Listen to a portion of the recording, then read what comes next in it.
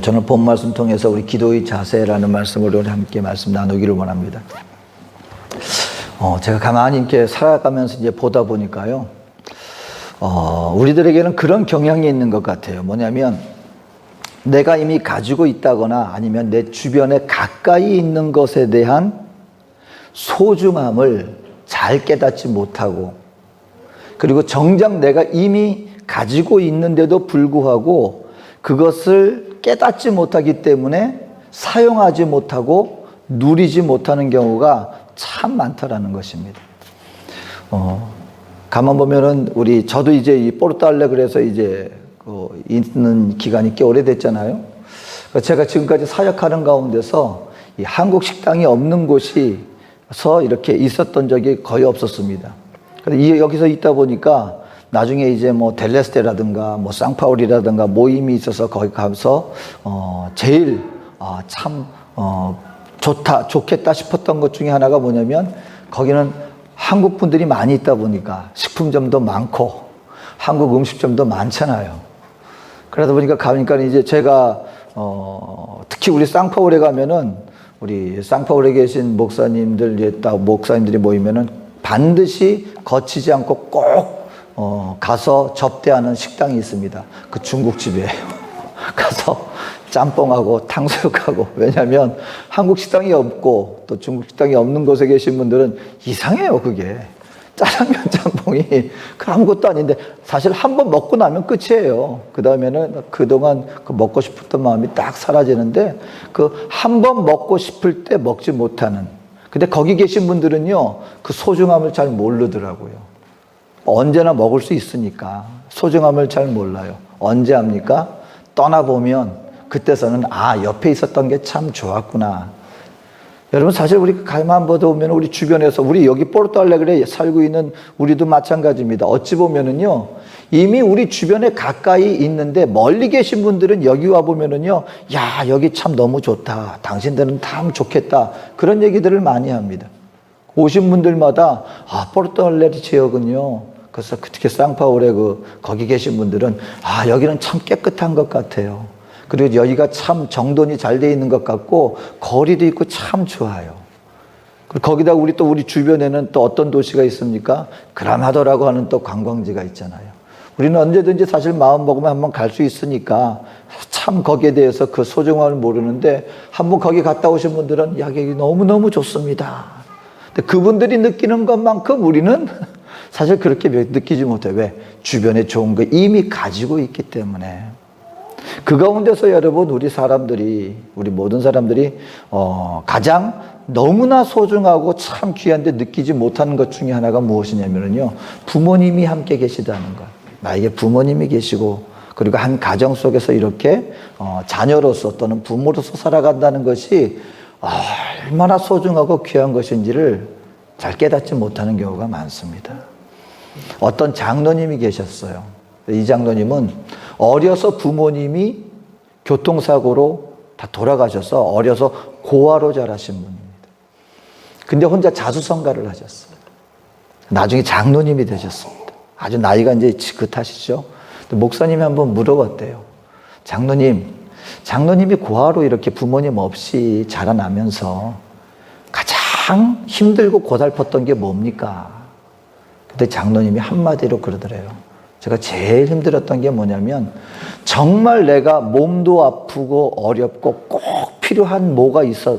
그래서 누구한테 도와달라고 말을 하고 싶은데 그 누구한테도 나를 좀 보살펴 달라고, 또 누구한테도 나의 필요한 걸 내가 필요하니까 이거 좀 해주세요라고 말할 수 없는 그 누군가가 없던 것이 사실은 가장 마음이 아프고 고달프고 힘들었습니다.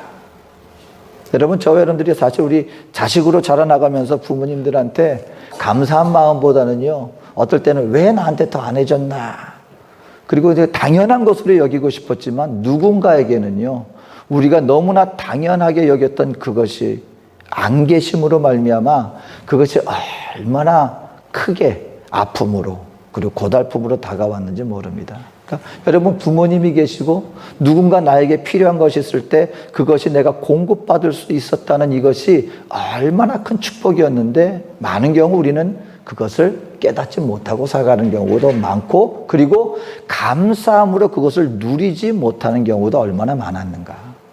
근데 여러분 이것은 비슷하게요. 우리 신앙인들에게도 지금 동일하게 그와 같은 모습이 일어날 수 있다는 것이 사실인 것입니다. 무슨 말이냐면 여러분 우리 성경은 분명히 우리 하나님이 계시다고 얘기를 하고 있거든요. 그리고 하나님은 자기의 백성을 사랑하시는데 어느 정도로 사랑하시느냐?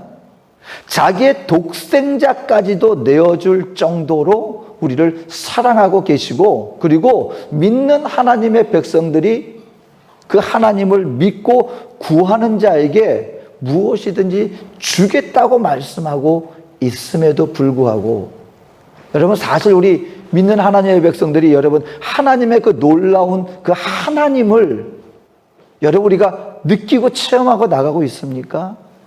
또 더 나아가서 우리 하나님이 자기에게 구하라고 했는데 오늘 본문 말씀에도 분명히 너희는 구하라, 두드리라, 찾으라, 내가 너희에게 줄 것이다 분명히 말씀하고 있는데도 불구하고 우리 하나님의 백성들이 하나님이 주신 약속에 비해서 그것을 누리지 못하고 있다는 것입니다.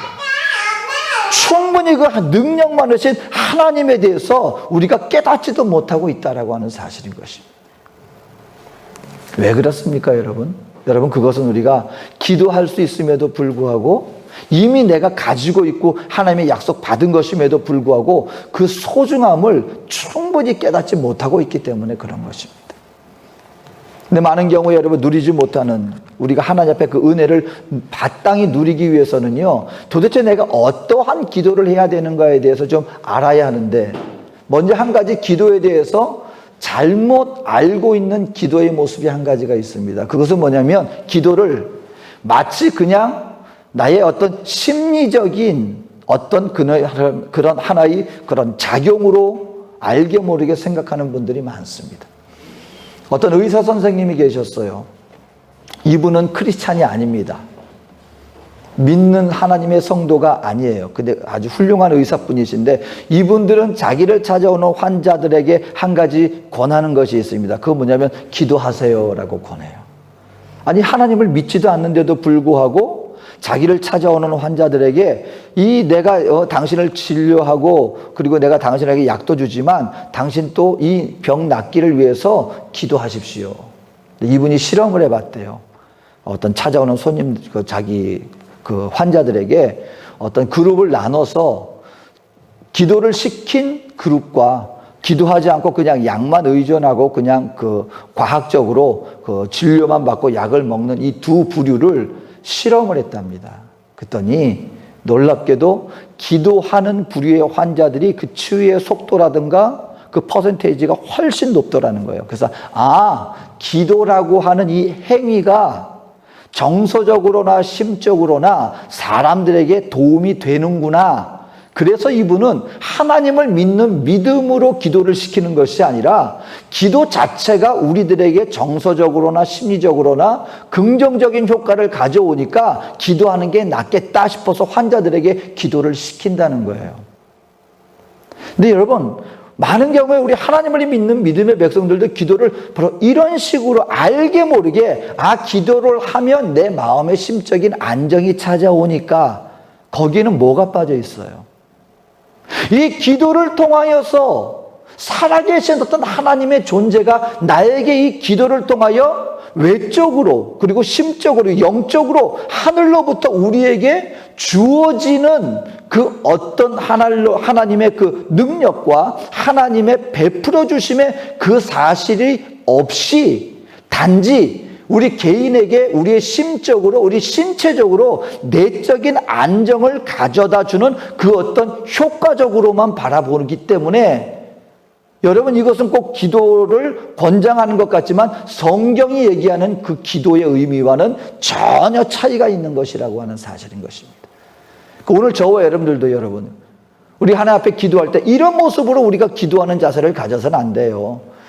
내 기도를 들어주시는 하나님과 이 기도를 통하여 하나님이 나에게 베풀어 주실 거야 라는 이 믿음이 아니라, 기도하면 어찌 될지 모르지만 일단 기도하니까 내 마음이 안정이 되니까 그러니까 내가 기도라도 해야지.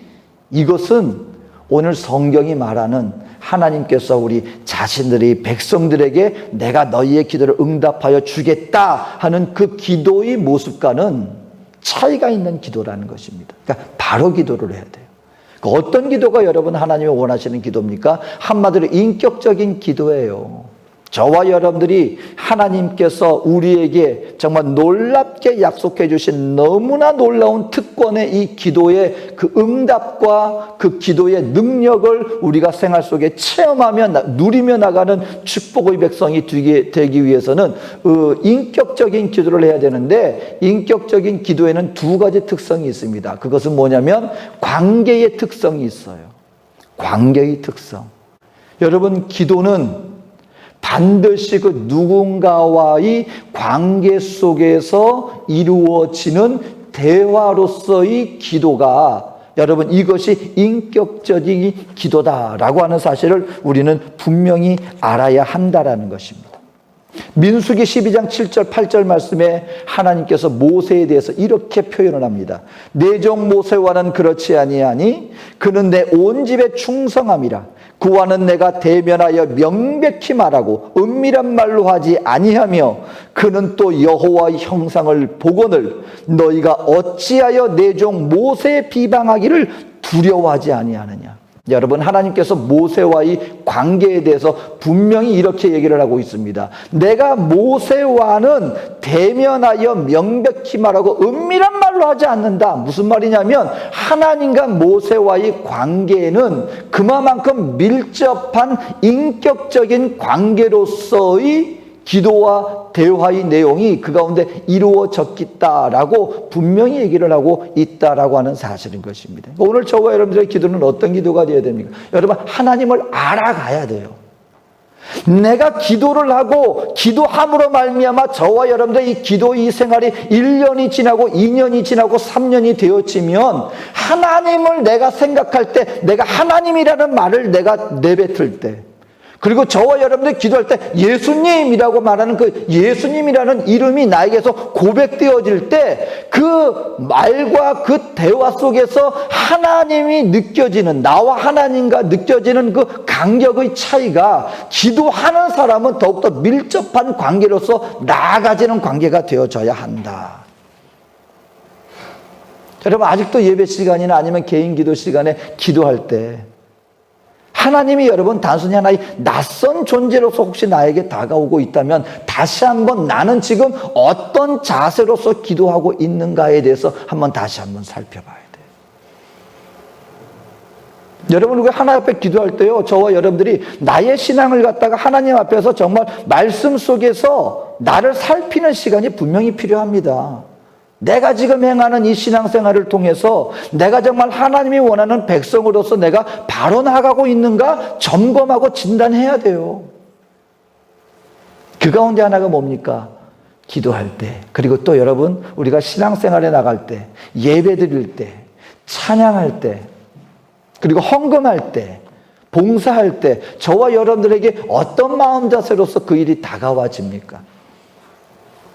아직까지도 해야 되니까, 아니면 율법적으로 아직도 다가와집니까? 어떤 성도들은요, 신앙 안에서 우리 신앙생활에 나갈 때 이걸 율법적으로 하나님이 성경에 하라고 했으니까 해야 돼 라고 나오고 있는데, 그건 여러분 아직까지도 가장 이 신앙적인 단계로 보면은요, 가장 초보적인 단계입니다. 그거는 해야 되니까 한다라는 마음으로 나아가고 있다면. 근데 오늘 성경은요, 하나님 앞에서 우리 믿는 하나님의 백성들이 하나님 앞에서 우리가 신앙생활에 나가야 되는 그 모습을 이렇게 표현합니다. 요한복음 14장 23절.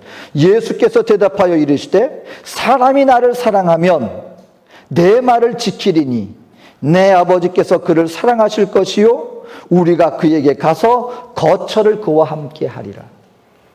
이 구약에는요, 율법적으로 해서 이걸 안 하면 안 되니까 해야 되는 그런 초보적인 단계였어요. 근데 신약에 와서 예수님은요, 다른 말씀을 하십니다. 너희가 나를 사랑하면 내 말을 지키리니.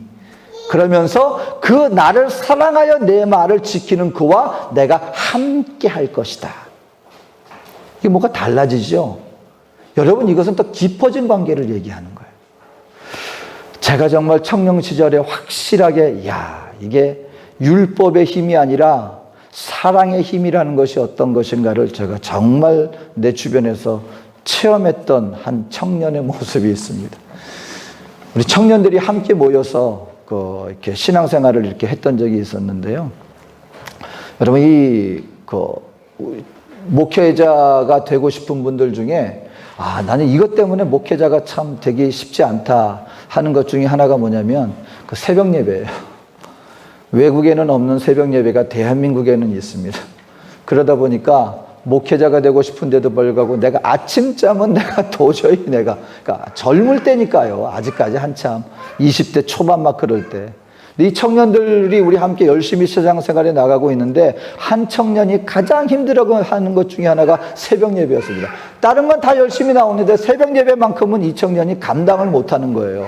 본인도 나도 새벽 예배 해야 되는데, 근데 어느 날인가 이 청년이 새벽 예배를 너무나 열심히 드리게 된 계기가 있었습니다. 그 뭐냐면 교회 나오는 한 자매를 사모하게 된 거예요.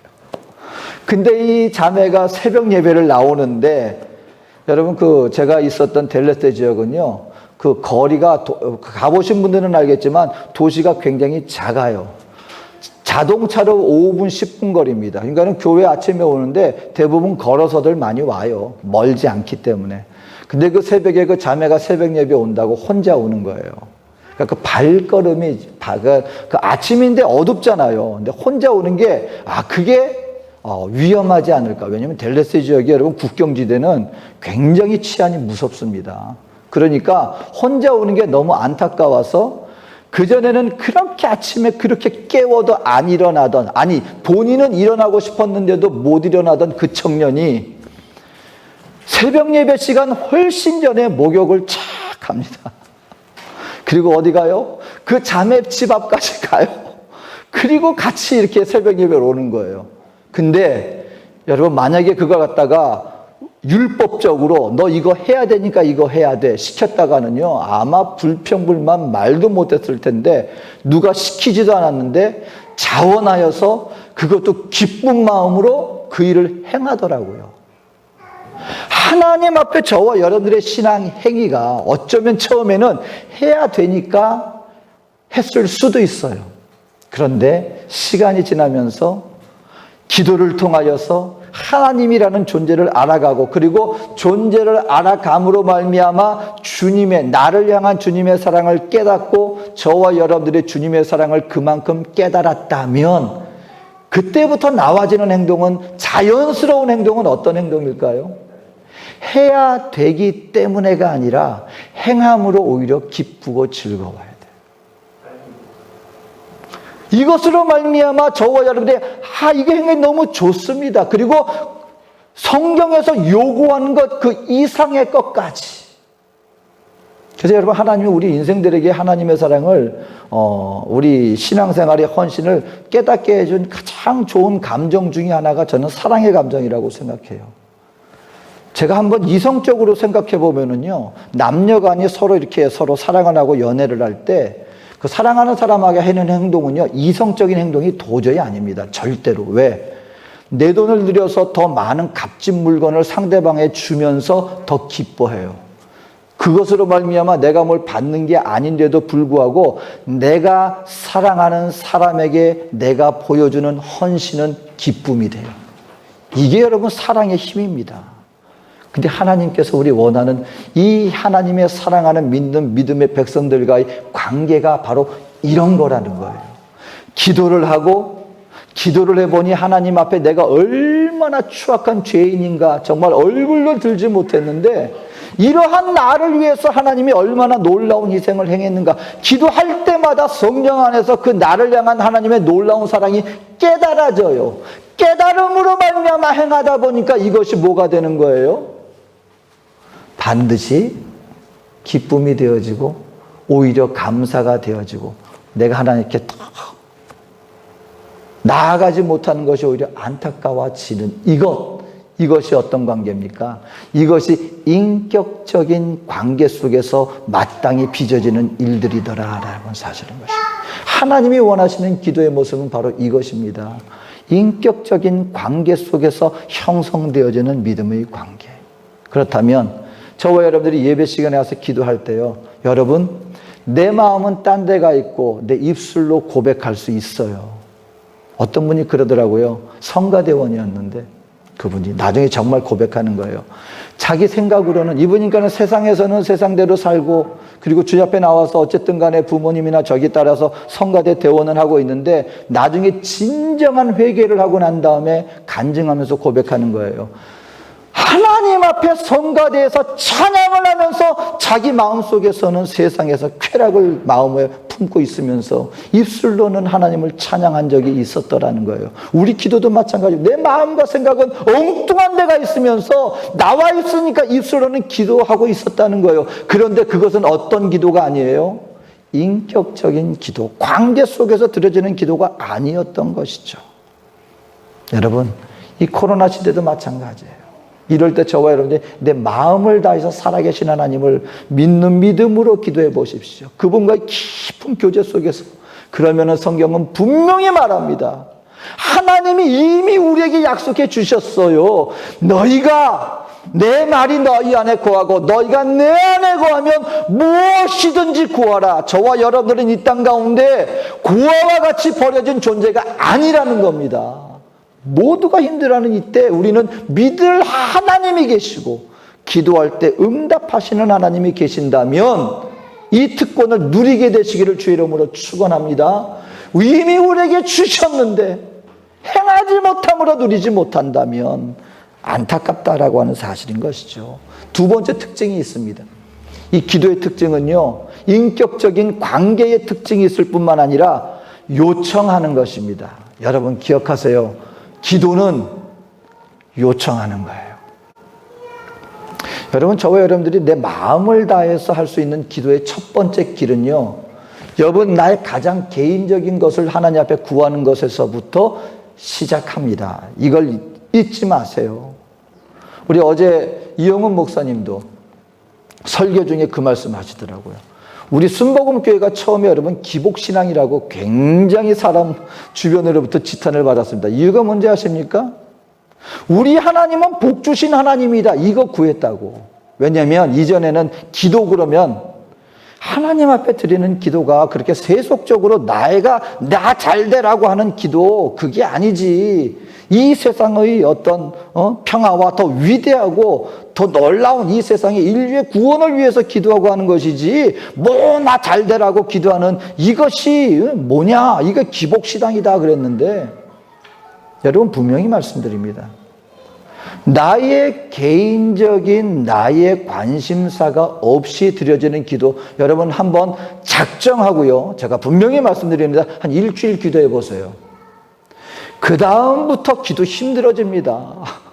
나하고 전혀 상관이 없는데 우리가 아무리 하나님 앞에 거룩한 목표를 가지고 기도한다 할지라도 하나님 이 땅에 저 죽어가는 저 영혼들을 구원해 주시고 궁핍한 저들을 보살펴 주시고, 근데 우리는 어쩔 수 없이요, 나의 삶의 나의 현장 속에서 내 마음의 갈급함의 기도가 없이 드려지는 기도가 하나님께서 원하시는 그 특별한 기도의 자리로까지 되지 않습니다.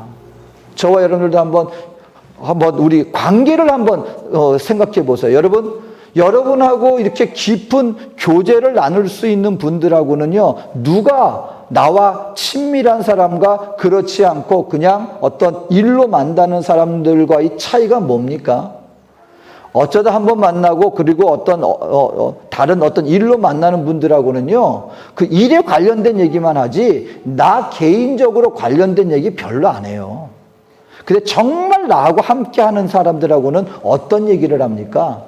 나에 있는 어떤 개인적인 그 어떤 일들을 함께 서로 나눔의 어떤 관계가 있는 거예요.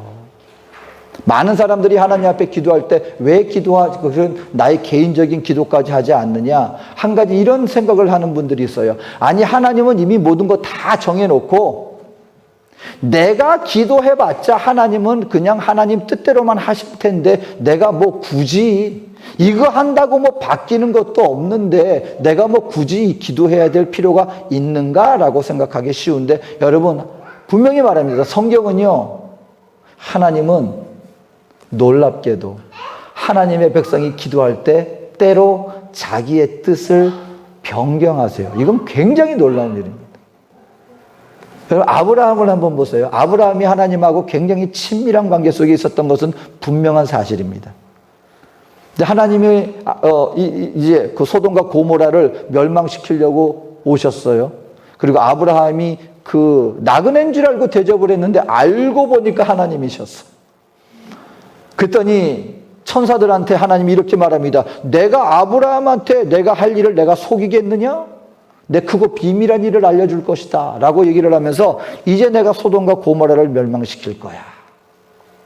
여러분, 놀라운 일입니다. 하나님의 계획을 아브라함한테 딱. 근데 아브라함이 뭐라고 얘기해요?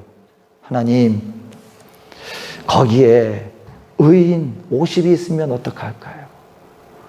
그래도 멸망시킬 겁니까? 그래? 50 있으면 안 할게.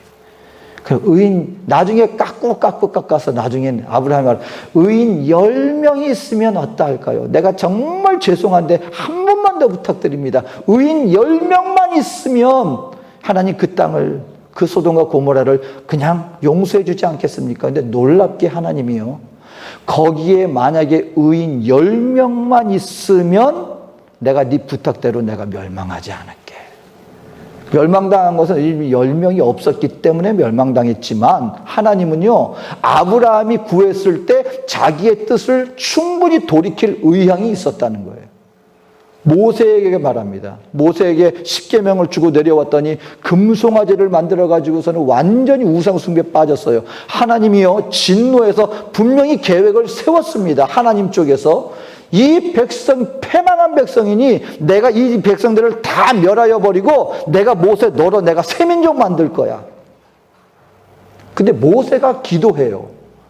하나님, 그렇게 되면 이 세상 사람들이 자기 백성 구원해 놓겠다고 해놓고 광야에서 멸망시켰다고 할 거 아닙니까? 하나님, 하나님의 이름을 위해서라도 제발 우리 백성 한 번만 용서해 주세요. 그랬더니 하나님이 그래, 그럼 내가 네가 요청한 대로 내가 용서해 줄게.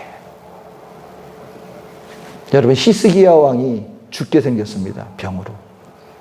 그랬더니 히스기야 왕이 그 선지자의 소식을 듣고 무릎을 꿇고 기도해요. 하나님, 내가 아직 할 일이 많은데요. 내가 하나님 위해서 선한 일한 거 아시잖아요. 나 조금만 더 연장해 주세요. 그랬더니 하나님이 이 생명이 다 한 거예요. 히스기야. 그런데 그래, 그럼 내가 15년을 더 연장해 줄게. 여러분, 우리 하나님은요, 저와 여러분, 우리 인생을 향한 하나님의 뜻이 분명히 있지만 우리 하나님의 백성들이 주 앞에 구하고 기도할 때 그 놀라운 하나님이 자기 정한 뜻까지도 얼마든지 물러설 수 있는 의향이 있는 분이에요. 근데 만약에 기도하지 않았다면, 모세가 기도하지 않았었더라면, 히스기야가 기도하지 않았더라면 히스기야는 일찍 더 15년이라는 생명을 연장하지 못했을 것이고, 모세가 기도하지 않았더라면 이스라엘 백성들은 광야에서 다 그 자리에서 멸망당하고 말았을 것입니다. 근데 기도했기 때문에 하나님이 그 기도의 요청을 들어 응답해 주셨다. 하나님은 저와 여러분들에게 원하는 거예요. 기도하라는 거예요. 나의 사랑하는 자녀와 나와 함께 교제하며 나와의 관계 속에서 기도하면 내가 얼마든지 너의 기도를 들어 응답해 주겠다. 근데 우리는 이걸 이미 이 놀라운 기도의 그 축복의 특권을 받았음에도 불구하고 이미 가지고 있는데 모르고 있는 거예요. 누리지 못하는 거예요. 이유는 행하지 않기 때문에. 이미 가지고 있는데도 불구하고. 어떤 선교사님이요, 아주 그 가난한 나라 가서 선교하시다가 귀국하실 때 너무너무 가난한 가정, 거기서 이제 부모님 없이 홀로 된 고아 그 외국 어린 여자 꼬마아이가 있었는데 떠나려고 하니까 도저히 혼자 두고 못 가게. 왜냐하면 혼자 살아갈 길이 없는 그 정도의 아주 어려운 환경에, 더군다나 부모님도 이젠 돌아가시고 고아가 된 그 어린 소녀가 있었어요. 그래서 안 되겠다 해서 그 선교사님도 쉬운 환경은 아니었는데 입양을 했어요. 자녀를 입양을 했어요. 쉽지 않은 결정 속에서 여러 가지 절차를 거쳐서 입양을 하고 한국에 왔어요. 그래서 이제 생활을 해 나가는데 시간이 지나는데 이 입양된 이 소녀 아이가 한 가지, 이 선교사님 입장에서는 굉장히 섭섭한 일이 하나 있었어요. 뭐냐면 절대로 뭐 좀 해달라고 그 어떤 부탁도 하지 않아요. 시간이 한 몇 년이 지나서 이제는 꽤 가까워지고 했는데 그 선교사님한테 한 번도 나 이것 좀 해주세요 부탁한 적이 없대요. 이유는 뭘까요?